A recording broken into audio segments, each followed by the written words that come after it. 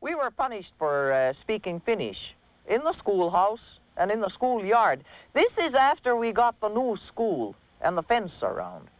And as soon as we got out of the fence, then we spoke Finnish all the time. Just, it was a kind of a backlash, you know.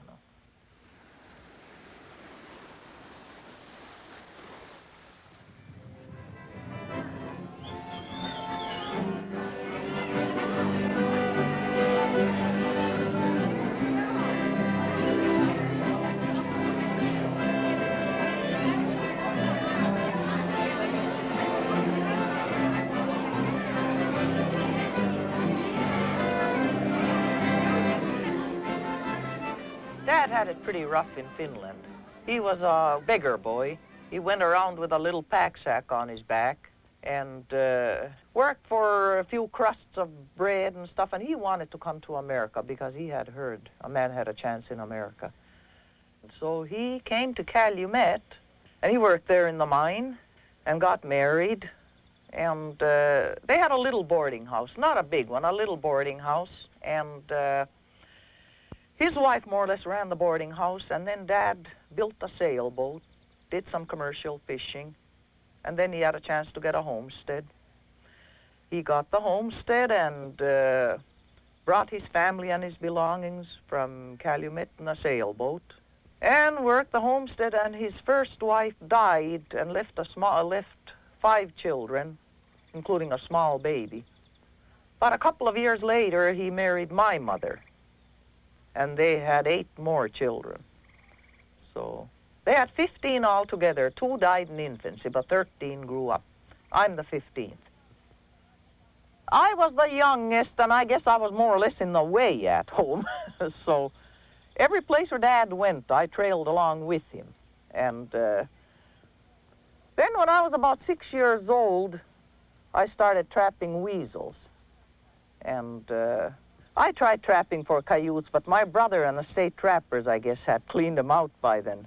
The coyotes were bad when I was a little kid. They killed sheep. We used to have sheep, too, but they didn't kill ours. They killed the neighbors, though, broad daylight. But I don't know. I've always said I quit trapping when I trapped my husband. I was 21. Well, for almost 20 years after I was married, I was thoroughly domesticated. All I did was I took care of the house, and I had 8 kids. And by the time the kids were all in school, I started writing. We lived in St. Ignace, and I was sending my stuff downstate. And I got braver and braver. I started sending articles out, and the darn things were selling. And I really got brave. I decided to go to Kincheloe Air Force Base and take college composition. The teacher more or less condemned my writing. She said I was using offensive words, and I'm not talking about nasty 4-letter words, just offensive words, like using butt, B-U-T-T, for behind and things like that. She just said that wasn't right. She really worked over my stuff. And I tried to write like that, and my bosses at the Lapeer County Press told me that forget everything I had learned and to stick to my original style. And they told me to cut out the big words. I thought I was showing how smart I was. I was showing all those big words, you know. Write the way you think. Apparently it worked, because the stuff kept spreading, and I kept selling. Pretty soon I was writing for Nationwide. I write about things that I knew about. I don't create stories. I write about things that I have personally lived through, and also about the stories I write about before my time are by people who have told me stories, older people who told me about things that happened.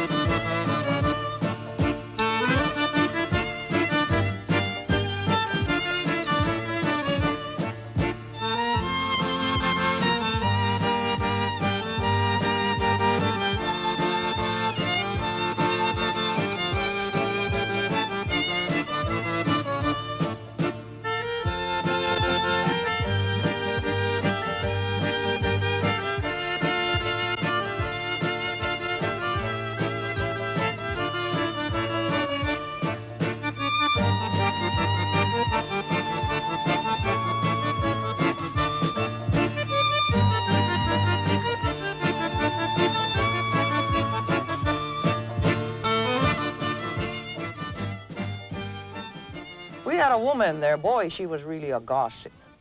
And she liked to talk about the young people, me especially. And she had started, she'd started, I don't know how many stories about me that I was in the family way, which of course I wasn't. And so one day, another girlfriend and I, we took off for a walk past her place, and I had everything all planned out. I took my sweater and I folded it up and I put it under my shirt, and I carried it like this, you know, like I was trying to kind of hide my stomach, you know, but yet at the same time showing that my stomach was getting kind of big and looking kind of guilty and humped over. And we walked past her place, and she was outside working in the garden. And we saw her drop her hoe and run into the house. And we figured she'd have a story. There were no phones then, thank heaven. And anyway, a big dance was supposed to be kept at the hall, which it was, and she had the story. I guess she had told everybody. By the time Saturday night rolled around, she had told everybody that I was highly in the family way. And of course, when I did go to the dance, I was as slim as I could be. And boy, I'm telling you, that poor woman sat there, you know, she really looked... Well, she didn't know what to say because she had already told everybody, you know. But she had it coming.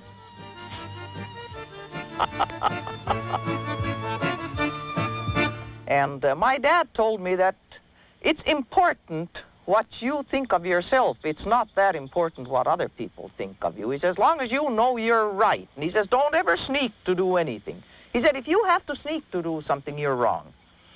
But he said, if you have the guts to do something in front of people, you can't be too far wrong.